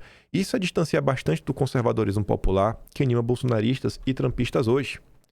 Thatcher e Reagan e o mesmo projeto. Enfim, Reagan fez nos Estados Unidos, Thatcher fez no Reino Unido, ambos fortaleceram o sistema financeiro, ambos ajudaram a desindustrializar seus países, abrir o caminho para o consenso de Washington, favorecer elites bancárias e corporações globais. Nenhum dos dois enfrentou o deep state financeiro, eles o consolidaram. Por isso, hoje, eles não são tratados como inimigos, mas também não são como exemplos. No máximo, o discurso patriótico. Aí, eu vou no ponto, né? Pode fazer uma explicação para os bolsonaristas do porquê não dá para colocar Enéas Carneiro, doutor Enéas Carneiros, ao lado de ambos, muito menos Bolsonaro, mesmo que o ex-presidente tenha feito uma pequena guinada liberal ao longo do seu governo? Vamos lá.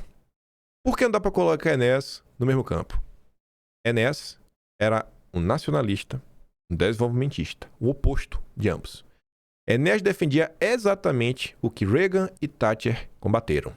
Estado forte como indutor de desenvolvimento, indústria nacional protegida, soberania tecnológica, energia, defesa e ciência sob controle estatal.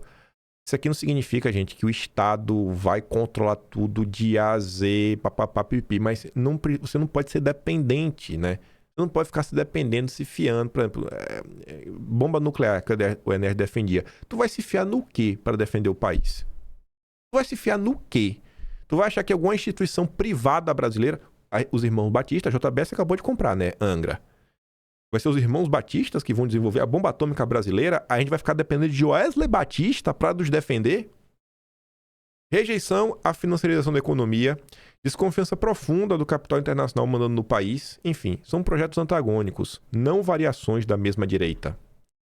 Um erro comum é achar que Enéas era direita liberal. Enéas defendia empresas estatais fortes, especialmente setores estratégicos, planejamento de longo prazo, Enéas tinha um plano, proteção da indústria nascente, que está nas bases, né, do que o Hamilton, o Henry Carey, o List defendiam, autonomia científica e militar. Isso coloca muito mais próximo de nacional desenvolvimentista, certos militares da Guerra Fria, modelos asiáticos de industrialização. Estudem, se tiver tempo e interesse, o processo de industrialização da Coreia. Tu acha que a Hyundai já começou produzindo HB20, Elantra, Sonata? Tu acha que a Samsung já começou produzindo o S25 Ultra? Meu Deus do céu, hein? A Coreia do Sul que não tivesse protegido as suas empresas estratégicas e investido em educação para ver se ela está como ela está hoje. Enfim, o Enéas parece muito mais isso do que o liberalismo à la Reagan e Margaret Thatcher. Para Enéas, a Faria Lima deveria servir à nação. Para Reagan e Thatcher, a nação que deveria servir ao mercado. Reagan e Thatcher jamais aceitariam um projeto de Enéas. Se Enéas estivesse tentando aplicar o seu programa nos anos 80 e 90, ele seria atacado por FMI, Banco Mundial e Mercado, que é o que fazem hoje com Flávio Bolsonaro e fizeram com Bolsonaro. Enéas seria acusado de populista, atrasado e autoritário, as acusações que Bolsonaro sofreu. Seria tratado como risco sistêmico, o que Bolsonaro foi tratado. Ou seja, Enéas seria inimigo do sistema, que Reagan e Thatcher ajudaram a construir. E Bolsonaro, hein? Por que também não dá para colocá-lo junto deles? Aqui tem que ser honesto. Bolsonaro não é Reagan e Thatcher, apesar da guinada liberal. Bolsonaro ele não tinha uma formação liberal nem projeto econômico estruturado antes de chegar ao poder. A base do Jair, os bolsonaristas malucos sempre foram os conservadores, né? O conservadorismo cultural, o discurso antissistema, junto com a rejeição às elites políticas tradicionais, que é o sistema, defesa da soberania nacional, ao mesmo discurso. A guinada liberal aconteceu por uma circunstância política, não por convicção ideológica profunda. Ou seja, dependia do Congresso, pressão do mercado, herança fiscal ruim, aí escolheu o Paulo Guedes como fiador econômico. Isso não transforma Bolsonaro em Reagan Thatcher. E eu gostei dessa frase final. Transforma Bolsonaro em um presidente heterodoxo com contradições, que é o que eu falei para vocês nas últimas semanas. Eu tento olhar para trás do governo Bolsonaro, no olhar de autocrítica, para tentar ver o que teve, o que dá para ser melhorado, tentar não repetir. Ninguém acerta 100% do tempo. E eu sigo amando o meu queridíssimo Jair Messias Bolsonaro. Fé em Deus, poderei estar ao lado dele dia 1º de janeiro de 2027. Na posse do meu presidente Flávio Bolsonaro. Mas entender esses pormenores. Bolsonaro brigou com Guedes, já na nomeação no BNDES.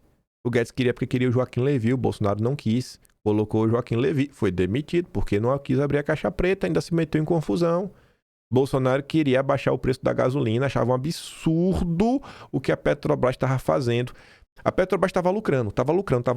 Aí veio a guerra com a Ucrânia. O barril sai de 40 para $136. A Petrobras aumenta. Cara, o preço da Petrobras, ele não aumentou 3 vezes. Mas a Petrobras aumentou a gasolina quase 3 vezes. Peraí, pô. O que tá acontecendo? Aí Bolsonaro era maluco. E o presidente da Petrobras na época, que era o Silvio Luna, foi o que veio depois. Ah, esqueci o nome do cara. A gente fez um dossiê sobre isso agora. Ele não queria. Foi uma guerra, foi demitido. Um cara tava até agora no podcast lá da Faria Lima, dizendo que, infelizmente, ele não conseguiu privatizar a Petrobras.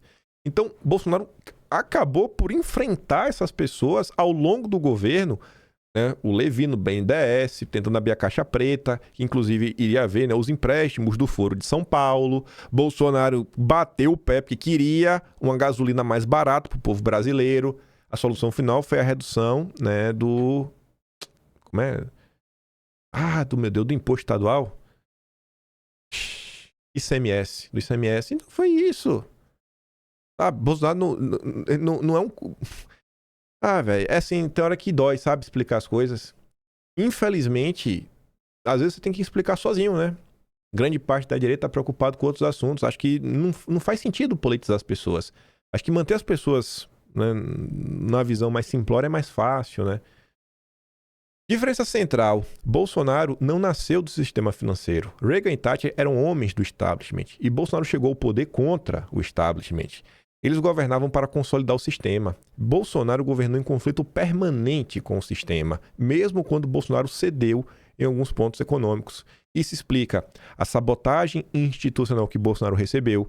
Isso explica por que Bolsonaro sofre tanta hostilidade da imprensa, resistência no judiciário, oposição do deep state burocrático. Um liberal de verdade, estilo Reagan e Thatcher, não teria sido tratado assim, que é o Tarcísio atualmente. Olha como ele é queridinho. Bolsonaro está mais perto de Enéas do que Reagan e Thatcher, mesmo sem ser igual. E olha qual é o ponto de diferença do Enéas para Bolsonaro. O ponto central. Bolsonaro não é Enéas, isso fica claro, mas estruturalmente ele está muito próximo. Por quê? Por que Bolsonaro e Enéas estão próximos? Desconfiança do globalismo, pelo soberanismo, pelo conflito com as elites transnacionais. A grande diferença do Enéas para o Bolsonaro é que Enéas tinha um projeto nacional claro. Um projeto de país, que é o que nos falta até hoje. Um plano, sabe? Eu sei que ninguém gosta do PT, Alexandre de Moraes, mas a gente precisa de mais. A gente precisa ter um plano para melhorar a vida do povo. O Jair é um cara extremamente bem intencionado e, graças a Deus, né, Deus ajuda as pessoas boas e honestas. Porque tudo que o Bolsonaro tentava fazer, mesmo sem nenhum grande conhecimento, e ele nunca fez questão de se vender mais inteligente do que ele era, mais gênio, sempre foi um cara humilde. Ele não sabe, ele perguntava. Ele não se furtava a ligar para o ministro, para perguntar para as pessoas, pedir conselhos, e entregou o resultado. Passou por uma pandemia e entregou o Brasil no final do dia. Falou, cara, eu estou sendo aqui o primeiro presidente, acho que desde a redemocratização, e estou entregando a relação dívida-PIB menor do que quando eu peguei. Depois de tudo que aconteceu, estamos aqui, ó. Vocês estão me matando, eu tomei a facada, vocês tentaram me matar, vocês não me respeitaram. Governei com pandemia e eu estou entregando isso. É o meu resultado concreto. Ainda teve redução de imposto. Esse foi o Bolsonaro. Sem um plano. Imagine se Bolsonaro tivesse um plano. E eu já falei, eu não vou cobrar um plano de Bolsonaro. Você pedir qualquer coisa de Bolsonaro, você é tão malvado quanto um petista. Se você achar que depois que Bolsonaro, de tudo que ele já fez, todo o esforço que ele já fez, tudo que ele já enfrentou, sofreu, você achar que ainda cabe a ele formular um plano, o homem só tem 24 horas no dia, gente. O Trump não pensou no plano sozinho. O Enéas não pensou no plano sozinho. Tinham pessoas para ajudar. É muito fácil apontar o dedo para Bolsonaro e cobrar tudo de Bolsonaro, todas as soluções de Bolsonaro. É muito fácil cobrar todas as soluções e caminhos do Bolsonaro. E o que não dá certo, colocar também a culpa nele. É muito fácil isso. Eu tento, sei lá, ficar um pouco menos burro para pelo menos contribuir com o debate, para surgir ideias que facilite aí, né, os nossos próximos presidentes. Aí eu perguntei, né, me coloquei na situação. Vixe, que isso vai ficar grande, viu? A última parte eu acho que eu nem vou entrar nela. Eu queria que você explicasse essa discussão. Eu queria que você aplicasse essa discussão no jornalista Kim Paim. Eu vejo que ele é apoiador de Bolsonaro, ele é colocado na direita, mas ele é abertamente contra o liberalismo. Com base em todo o material que já produziu, né, em especial seus dossiês históricos, o Kim tá perto de quem? Dá para aplicar essa discussão ao Kim, né, com bastante precisão, olhando friamente para o conjunto do material que ele produziu. Enfim, né? Vamos organizar. Não como elogio pessoal. E o ChatGPT não sabia que era eu, né? Enfim. E não é liberal, nem no sentido do PSDB novo, nem no sentido do Reagan-Thatcher. Ao longo de vários dossiês, ele é consistentemente crítico das privatizações mal feitas, financiarização da economia, submissão do Brasil ao sistema financeiro internacional, FMI, Banco Mundial, agenda técnica, globalismo econômico, travestido de neutralidade. Quem é liberal de verdade não produz dossiê contra o sistema, contra o regime. Rodrigo Constantino não fala do irmão dele, do conselho da XP, era até agosto de 25 ou 24, CFO da XP, o banco que mais vendeu CDBs do Banco Master, quando todo mundo já falava, caraca, mano, como é que o CDB do Banco Master paga tanto e ninguém se questionava, e o Constantino não dá uma palavra. Ele não pode fazer dossiê contra o regime. Ó, a mão do Constantino tá atada. Que é apoiador de Bolsonaro, mas isso não coloca no mesmo campo ideológico de liberais, que se abrigaram no bolsonarismo por conveniência. O apoio de Kim sempre foi baseado em oposição ao regime político mediático, crítica às elites burocráticas e financeiras, defesa de soberania, enfrentamento institucional, rejeição do globalismo cultural e econômico. Isso o coloca como bolsonarista antissistema, não como liberal bolsonarista. Em termos estruturais, eu estou muito próximo do mundo do Enéas. É colocar ali o que eu defendo com o Enéas, que é basicamente repetindo o que a gente falou antes. A diferença é de estilo e época. Enéas era estatista radical explícito, Kim é um nacionalista crítico que atua no campo da comunicação e da metapolítica. Ambos estão fora do eixo liberal globalista. Kim e o trumpismo. Veja agora. Agora minha mãe vai ter orgulho de mim. Convergência real, não estética. Kim não se aproxima do trumpismo por meme ou estética, mas por diagnóstico de sistema. Os seus conteúdos aparecem com frequência. Crítica à desindustrialização, denúncia do poder de bancos e fundos, ataque ao deep state midiático e burocrático, defesa da soberania nacional, elogios pontuais ao protecionismo estratégico de Trump. Isso o aproxima do Trump real, não de Trump caricatural vendido pela imprensa. Tá vendo aí, né, mãe?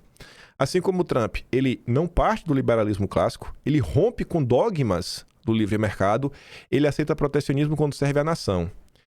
Onde Kim Paim se encaixa na nova direita global?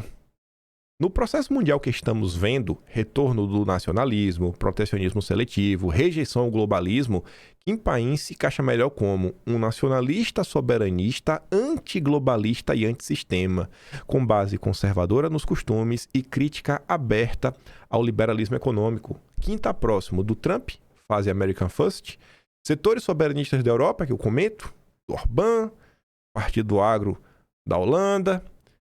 Chega, não é tão assim para essas bandas, mas tudo bem. A direita nacional desenvolvimentista, crítica à direita liberal clássica e distante aí, né, dos think tank, FHC, Novo, PSDB, é a turma do Constantino. E por que eu sou mal rotulado? Porque o debate político brasileiro é atrasado e binário. Quem é contra a esquerda vira direita liberal por padrão. Quem apoia Bolsonaro é automaticamente jogado no saco do Reagan e da Thatcher. Mas isso não resiste a uma análise séria de conteúdo. Ideologia não se mede por rótulo, se mede por conflito real. E quem entrou em conflito direto com a imprensa, mercado, consenso econômico, sistema político midiático, isso não é comportamento liberal. Enfim, aí termina falando o seguinte: ele ocupa um espaço que o Brasil ainda não sabe nomear direito, mas que o mundo já está revivendo. Uma direita nacional, antiglobalista e pós-liberal. Chupa, tô na vanguarda, como um bom aquariano que eu sou. E vamos pro final, que eu já vi até aqui. Vamos sentar logo a última paulada. Quando ele me falou aquele item 6, né? O debate raso do Brasil, que é a minha crítica constante, que a gente tem que aprofundar o debate público. Eu falei, ChatGPT. Cara, pode falar mais sobre esse debate binário, atrasado? Dá para aprofundar esse ponto, né? Vamos separar a crítica estrutural de ataque pessoal, porque o emburrecimento do debate não é acidente nem obra de um único ator. Quando eu disse que o debate no Brasil é atrasado e binário, eu estou falando de 3 reduções artificiais que dominam o Brasil. Que é que é dividir direita e esquerda, como se isso explicasse tudo e não explica. Dividir tudo entre o Estado bandido quanto o mercado bonzinho, como se fossem polos morais absolutos. Democracia versus autoritarismo, que é usado como chantagem retórica, principalmente pela esquerda, pelo PT. Essas chaves funcionam em países centrais funcionam em países centrais do século XX, não funcionam mais no mundo pós-globalização, nem explicam o Brasil periférico. Principais culpados. Começa com a imprensa e seus colunistas técnicos. Grande parte da imprensa está presa, nunca superou os anos 90. Pensa economia como dogma, eu falo isso direto. Eu falo da ortodoxia econômica, né? O termo que eles usam, ortodoxia, é um termo da religião. Trata política como gestão, vende decisões ideológicas como técnicas. 100% técnicas. Tudo vira populismo ou irresponsabilidade fiscal, né? No final do dia, está contra esses dogmas. A academia, a universidade, boa parte dela replica modelos anglo-saxões sem adaptação, trata o Brasil como caso desviante, desqualifica qualquer pensamento nacional como atrasado. Como assim? Mas nossa, você está atrasado, né? Resultado, Enéas vira caricatura, nacional desenvolvimentismo vira palavrão, soberania vira autoritarismo, a academia que deveria complexificar, simplifica para proteger o consenso. Aí tem a direita liberal. Esse grupo tem interesse no bidarismo. Se você é contra a esquerda, tem que ser liberal. Se você critica o mercado financeiro, você é esquerdista. Se você fala em estado estratégico, você é um estatista. Isso impede o surgimento de uma direita nacional no Brasil. Essa direita atua como porta ideológica do sistema. Rodrigo Constantino está tentando sobreviver, né? Manter o pão dele vivo. Os seus financiadores vivos. A turminha do Salim Matar. Lembra do Instituto Milênio, Constantino? Você é fundador junto com a turminha do Salim Matar? A esquerda é institucional. A esquerda também lucra com isso, porque reduz tudo a crítica ao fascismo, evita discutir dependência externa real, governa mantendo a estrutura liberal, usa pautas morais para esconder convergências econômicas. Quanto mais burro o debate, mais fácil vender uma narrativa moral. Onde é que eu entro? Aí fala, né? Predominantemente, eu ajudo a romper esse binarismo, esse discurso raso. E rompe com o binarismo esquerda versus direita clássico. Nos dossiês e análises, ele critica FHC e Lula pelo mesmo eixo estrutural, expõe convergências onde o debate tradicional vê opostos, mostra continuidade de projeto, não alternância real. Você gosta, né? Quando eu falo, olha como o Brasil, desde o golpe do Império, é governado pelas mesmas pessoas, o mesmo projeto. Isso é raríssimo no Brasil. Esse ponto sozinho já eleva o nível do debate. Enquanto o debate médio é reativo, emocional, os emocionados, episódico, quem trabalha com processos históricos, continuidade institucional, relações de poder, atores permanentes, naquelas famílias eternas, isso tira o debate da fofoca política e leva para análise de sistema. Ele introduz o eixo soberania versus globalismo. Esse eixo não existe no debate tradicional brasileiro, é exatamente o eixo central do mundo hoje. Ao falar disso, ele atualiza o debate, tira o Brasil do atraso intelectual, conecta ao debate real do século XXI. E onde é que tem limite? Eu gostei desses limites. O ChatGPT entendeu a minha dor. Ser honesto também exige apontar isso. O público ainda consome em chave emocional. Por isso que eu falo, não lavem a alma. Mesmo quando o conteúdo é estrutural, eu trago tudo bonitinho, as notícias e tudo mais. Parte do público consome como time. Eu sou do time Nicolas. Você vai criticar Beyoncé de Ouro Preto. Mas não pode, porque o Nicolas agora tá caminhando lá pra salvar Bolsonaro. Pô, mas eu não posso falar das outras coisas que ele fez que tá errado? Reduz a análise da torcida, procura confirmação não reflexão. Pois é. Eu não sou bobo, não. Quantas vezes já quis falar de mim uma coisa que eu falei, cara, não tem clima. Se eu falar, vão gritar tanto no meu ouvido, é melhor ficar quieto. É melhor ficar quieto. Você briga com todo mundo da direita. Porque a direita que eu quero fazer parte não é a direita dessa galera. A galera tá, sei lá, trabalhando contra a direita que eu acho que deveria liderar o Brasil. E tem uma tradição mais no Enéas, no Trump, do que no Reagan e na Margaret Thatcher. A direita de onde Bolsonaro veio. Muita gente não aceita, né? Até hoje o povo não aceita Bolsonaro. Não aceita a indicação do Bolsonaro. É duro, velho. É duro. É duro. Aí só pra terminar, porque já tá aqui mesmo, já tá longo. Acho que vai ser o vídeo mais longo desse canal. Aí eu tive que perguntar, né, Constantino? Por isso que eu digo, quando o Constantino enche o saco demais, eu tenho que responder à altura, né? Eu passo o trator em cima e dá ré de volta e passa de novo. E Constantino, hein? Podemos falar que ele imbeciliza as pessoas? Você é torcedor do Constantino, agora você vai com o coração machucado. Esse ponto exige cuidado de linguagem, porque dá para fazer uma crítica dura e legítima sem cair em ataque pessoal gratuito. E isso, inclusive, fortalece a análise. Constantino é essencialmente o intelectual orgânico da direita liberal brasileira, né? Enfim, é a turminha do liberalismo clássico, alinhado ao consenso de Washington, hostil a qualquer forma de nacionalismo econômico, profundamente desconfiado de Estado, soberania, protecionismo. Dentro desse campo, o Constantino é coerente. Mas o problema surge quando o mundo muda e o discurso não acompanha. O método do Constantino imbeciliza o debate? Sim, o método que ele usa frequentemente contribui para a imbecilização do debate político. Mas não porque ele seja incapaz, e sim porque o método é funcional ao campo que ele defende. Ele reduz a rótulos. Em vez de ele discutir as ideias, processos ou diagnósticos estruturais, o Constantino costuma colocar rótulos, associar pessoas a caricaturas ideológicas, encerrar o debate antes que ele comece, duguinista, caçabista, estatista, autoritário, funcionam como palavras de interdição, não como categorias analíticas. Isso não esclarece, isso bloqueia a reflexão. Constantino frequentemente atribui posições que o interlocutor não defende para então atacá-las. Alguém critica o liberalismo? Coletivista. Fala de soberania? Autoritário. Critica o globalismo? É duguinista. Isso empobrece o debate, porque transforma a divergência legítima em um desvio moral e ameaça política. Constantino raramente trata a divergência como uma diferença legítima dentro da direita. Ele trata como um desvio perigoso, é ignorância, é má-fé, é infiltrado. Isso infantiliza o público, porque ensina que discordar é sinal de erro moral, não de análise diferente. Aqui o problema fica mais grave, né? Do ponto de vista intelectual. Chamar Kim Paine de duguinista não se sustenta. Aí coloca o que o Dugin defende. E o próprio GPT comenta, né, cara?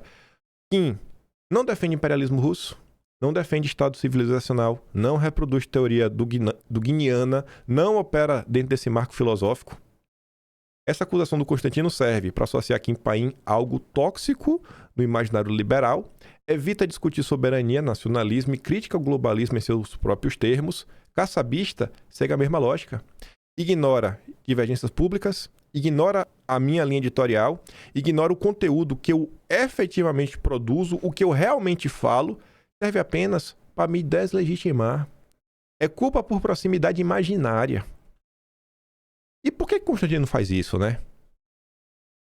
Constantino, né, aqui está o ponto central, estrutural. O crescimento de um nacionalismo econômico, crítica ao liberalismo, protecionismo estratégico, né, o Trump, e soberania como eixo político, isso ameaça diretamente o campo liberal clássico, que o Tarcísio encabeça. Isso enfraquece a Faria Lima, os patrões do Constantino. Como esse campo perdeu a hegemonia no mundo real, Constantino tenta manter a hegemonia no discurso, patrulhar, né, é um perseguidor do discurso, expulsar dissidentes da direita aceitável. Constantino atua como um guarda de fronteira ideológica. Então, ele imbeciliza pessoas, forma correta de dizer sem exagero. O discurso de Constantino frequentemente reduz a capacidade crítica do público ao substituir análise por rótulos, complexidade por caricatura e debate por desqualificação. Isso não torna o público mais informado, torna o público mais obediente ao dogma liberal. Constantino fecha o debate. Kim abre novas chaves analíticas. Constantino policia o dissenso e estimula a ruptura de consenso. Constantino pensa em termos de 1990. Eu opero no conflito real de 2020 e 2030. Eles não disputam o mesmo jogo. Constantino defende o mundo que está acabando. Kim analisa o mundo que está surgindo. Sabe? Aí você tira o seu critério. Na hora de responder, a gente tem que responder a contento, né? Passar o trator, dar ré e ir de novo. Esse é o Constantino. Porque ambos são de direita, pare de brigar, meninos. Não, gente, não tem nenhuma chance de eu e Constantino estarmos no mesmo grupo. Nenhuma chance.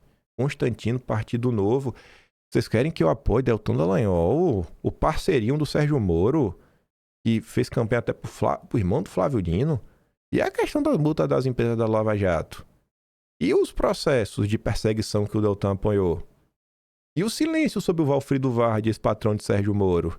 E os vínculos com a Transparência Internacional, que recebe dinheiro dos Soros, da USAID? Pessoal, vocês têm que tá um pouco mais aberto, né? A olhar as informações do mundo real. Não ficar preso na emoção. Não ficar preso em lavar a alma. Em criar um grupo que nunca existiu, né? A super união da direita, porque o importante agora é derrotar o Lula. Pra quê? Pra eleger um FHC? Uma nova versão do FHC? Pra manter a direita sob domínio do globalismo? Eu não quero isso. Eu não quero isso. Qualquer pessoa que quiser apoiar o Flávio, pra mim, é muito bem-vinda. Pode apoiar o Flávio, com toda a sua força. Mas eu não faço parte do seu grupo, eu não quero fazer parte do seu grupo, sabe? Eu quero distância. E eu quero, se possível, ser julgado pelo que eu falo.